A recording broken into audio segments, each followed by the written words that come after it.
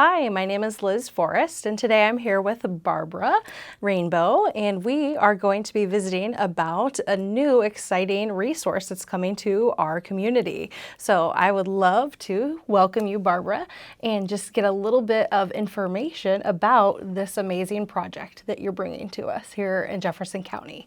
So would you like to tell our audience what we have got going on with this new program?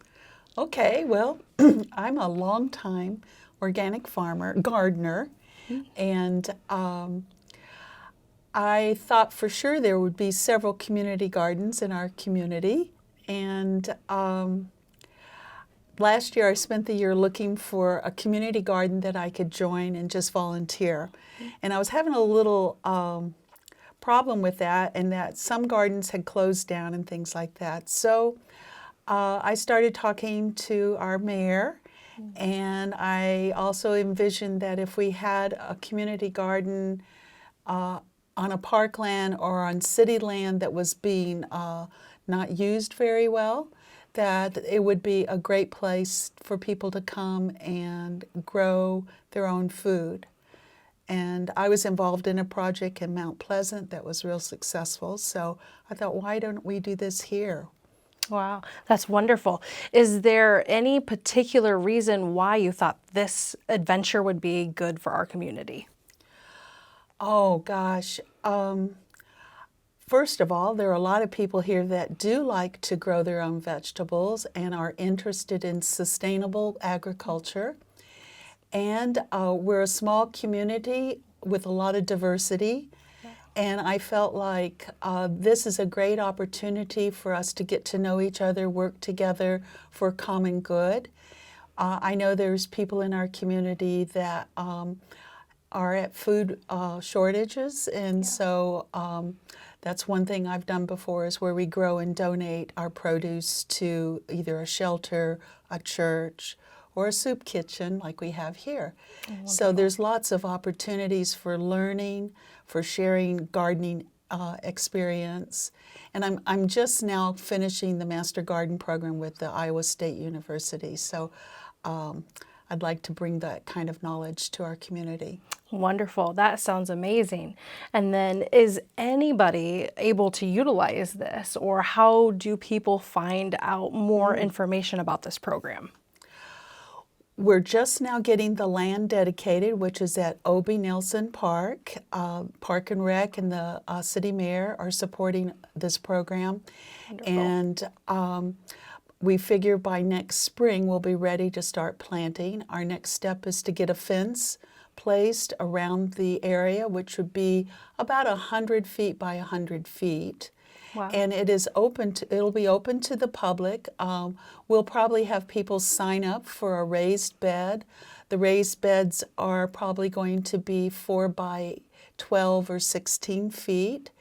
And they'll be assigned a bed that they can use. They can grow their own food there, or they could grow it for a charity if they'd like.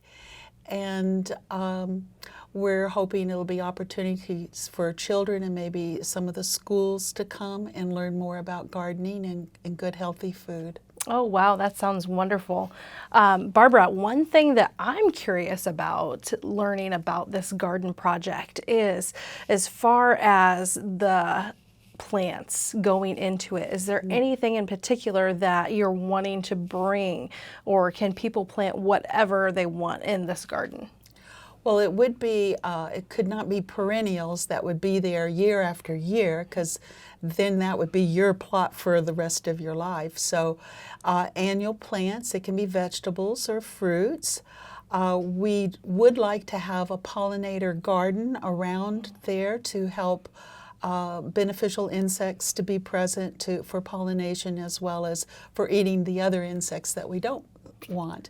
We are planning on using, it wouldn't be strictly organic, but no synthetic herbicides, pesticides would be allowed, and so it would be a sustainable garden. Oh, wonderful.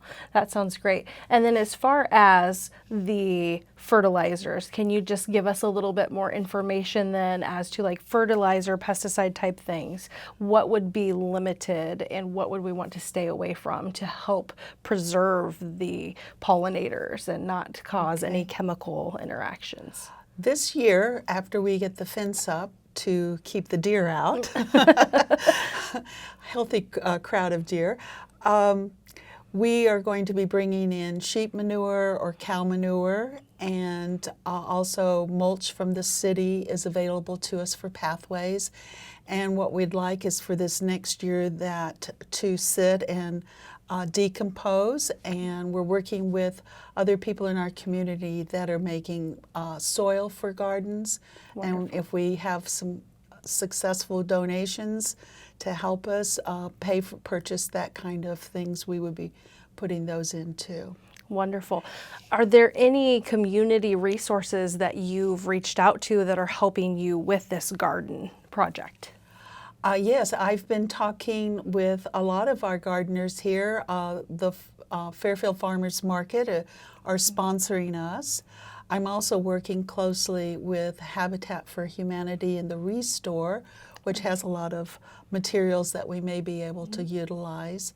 And I've been talking to our businesses here that would, we have some wonderful people that help our community in all these different projects that are going on in Fairfield. I think that's one thing I was surprised about once I started digging in. I found that there are a lot of wonderful activities, many people volunteering their time to make our community rich and diverse. Yeah. Yes, we have an amazing community with so many people who are willing to just jump in and help out. So we're very blessed in that way. Can you tell me, when the garden is up and going, is there anything in particular that people can do as far as like times? Like, are there any rules or regulations for being able to go and work in this space? Like, is it open from a certain time to a certain time, just like the park hours?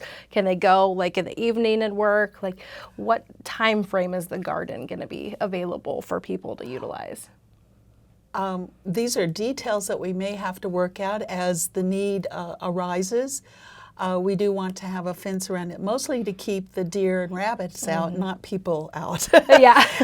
And so I don't think we would necessarily have a lock on the garden. Okay. And but we might have a tool shed that might have a lock on it. The city has agreed to supply us with water, and if they put a meter there to measure the water usage and that kind of thing, we would have to protect that in some way. It could just be a little shed with a lock on it. But the idea is people can come at their own convenience and garden, and water would be provided.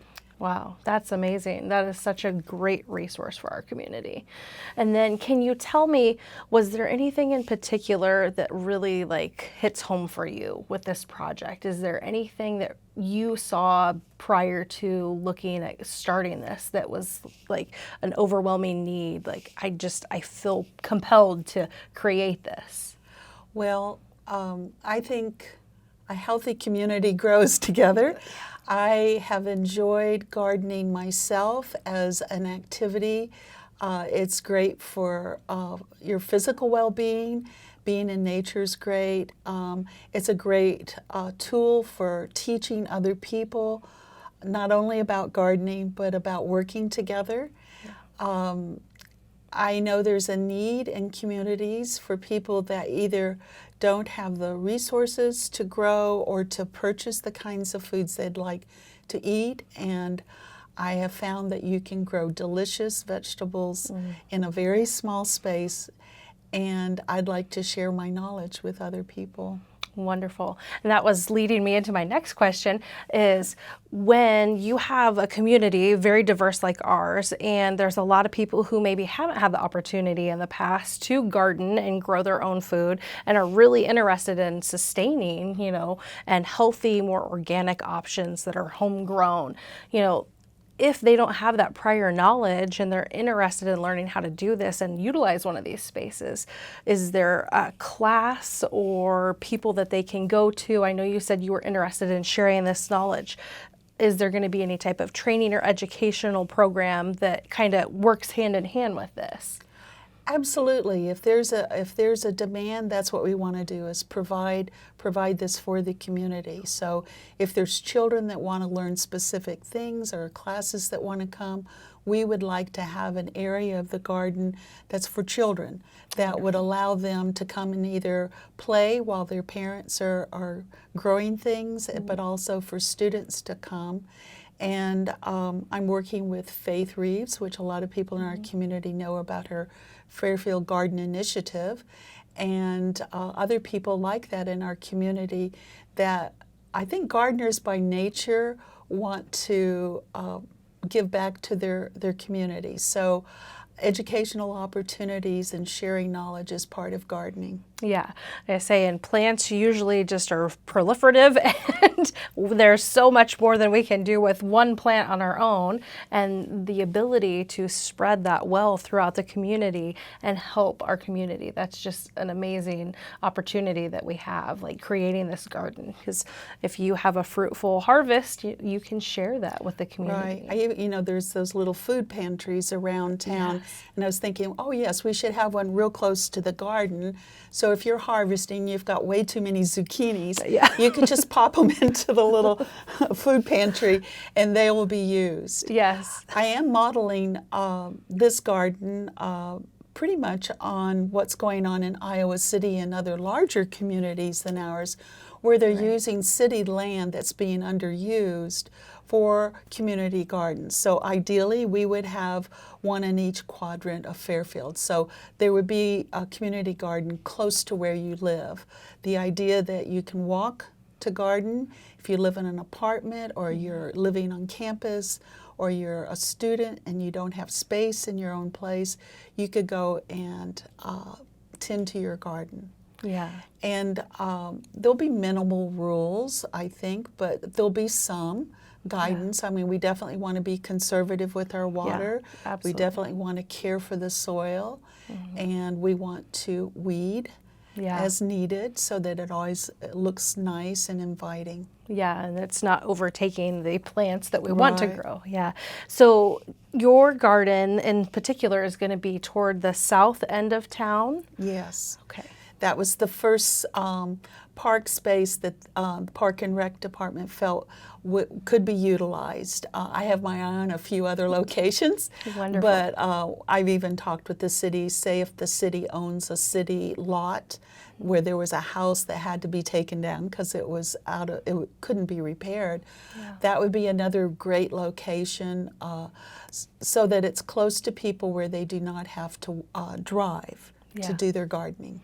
Yeah, wonderful. If there was someone in the community who is interested in supporting this project, how would they contact you or get a hold of you for this? Well, I can give you my my cell phone and my email. Okay. I am working with someone that's in the social media industry here, a very talented person who graduated from MIU in sustainability, and she's going to help us design a web page. Wonderful. And we want to have a QR code that can be clicked on, and we will have an online form where you can sign up to reserve a garden spot. So my email address is rainbarbara@gmail.com, and I have a cell phone. Let me just, maybe there, because no, that's totally fine. Hello. Yeah, it's awesome to be able to have this opportunity coming to the community, and then have people be accessible, and have it where people can find these things, whether it's just through internet, through word of mouth. So even just watching the dialogue here. As things move along, we will be promoting this to the community, and we'll have information at the library and articles in the Southeast Iowa News. and various places like that where, and we may even have like a table at the farmers market to let Wonderful. people know so they could sign up. So we will definitely promote it because it is a community garden and it's based on people being involved. So we definitely want the word out there that this is available to everyone. Perfect. And then how much longer do you think it'll be before this is available for the community? Do you anticipate next year will be? Next spring garden season is what I feel is reasonable. If by chance everything goes really smoothly and this fall there's some availability there, we may have it available then. I figure probably it'll be more likely we'll do a green manure crop growing on the raised beds, and then it'll be tilled in next spring, and so that will also have all those nutrients added to the soil. Yeah. And so that seems like, because things do move slowly. Yeah. when you're dealing with the city and getting everything Yeah. approved and making sure everything's in place. Yeah, and planting and gardening is a labor of love for sure. All right. Well, this is such an amazing opportunity for us as individuals, but for us as families, the community, schools. So what an amazing opportunity that this brings to our community. And I just want to thank you for taking this on and spearheading this wonderful project and bringing this to our community to help everyone, grow together and succeed. Okay, well, all as thanks one. for having me. And one little thing, we're thinking of what to name this garden and what we've come up with so far. So if anyone has an idea, we're really open. We want it to be inclusive, and we're thinking it's just simply Southside Community Garden. But if someone has something to come up with, we would love to hear it. Our idea is that we're going to have more gardens, so we want it to not be so, we don't want to call it the Fairfield Community Garden because there's going to be more. Yeah, wonderful. Well, all right. Well, thank you so much, and I appreciate all this information, and I look forward to getting my hands dirty and digging in the dirt and playing in the garden. So, all right. Thanks. Thank you.